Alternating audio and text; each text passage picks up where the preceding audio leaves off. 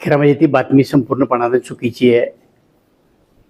कुणाच्या डोक्यातनं ही कल्पना आली मला माहीत नाही, परंतु माझे जवळचे नातेवाईक आणि माझे सहकारी माझे आमदार संजय जगताप यांची पुण्यामध्ये एक त्यांनी निसान कंपनीची एजन्सी घेतली आणि त्याच्या निमित्तानं फंक्शन होता.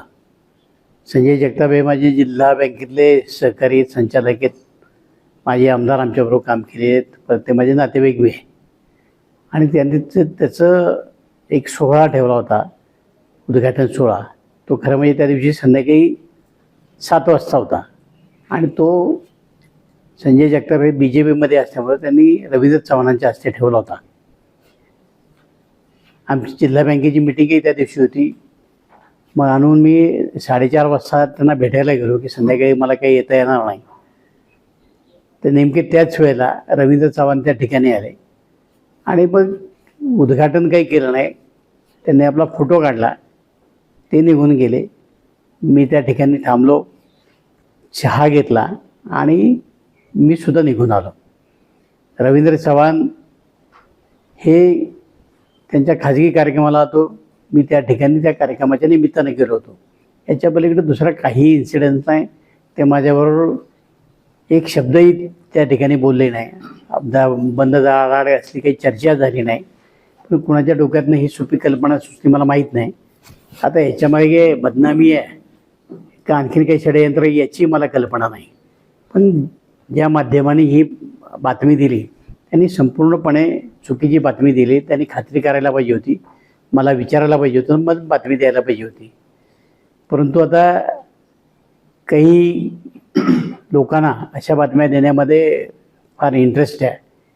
खरं म्हणजे त्यांच्या पत्रकाराचा मला फोन आला होता. मी म्हटलं अशी कुठलीही गोष्ट घडलेली नाही, तुम्ही चुकीची बातमी दाखवू नका. तरीसुद्धा त्यांनी ती दाखवली आणि प्रसारमाध्यमामध्ये ती गेली. अनेक पत्रकारांचे मला फोन आले, कार्यकर्त्यांचे फोन आले. मी आहे त्याच ठिकाणी चुकी आहे, असं दुसऱ्या कुठल्याही पक्षामध्ये जाण्याचा माझा कुठलाही विचार नाही. आणि आता राजकारणातला जर आमचा उत्तरार्ध आहे तर अख्खं आयुष्य मी अजित पवारांच्याबरोबर काढलं आणि ते गेल्यानंतर त्यांच्या कुटुंबाला किंवा त्या पक्षाला अशा प्रकारचा कुठलाही धोका देण्याचा माझा अजिबात विचार नाही. मी आहे त्या ठिकाणी सुखी आहे, शांत आहे. कदाचित उद्या असा काही प्रसंग आला तर मी राजकारणापासून बाजूला जाईल. पण आता काय दुसऱ्या पक्षात प्रवेश करणं, दुसऱ्या पक्षात जाणं अशी कुठली गोष्ट मी करणार नाही, हे या निमित्ताने मी सांगतो. कृपया जी काही अशी समाज माध्यमं आहेत त्यांना माझी हात जोडून विनंती राहणार आहे किंवा असं काहीतरी वादळ उठवण्याचं काम आपण करू नका.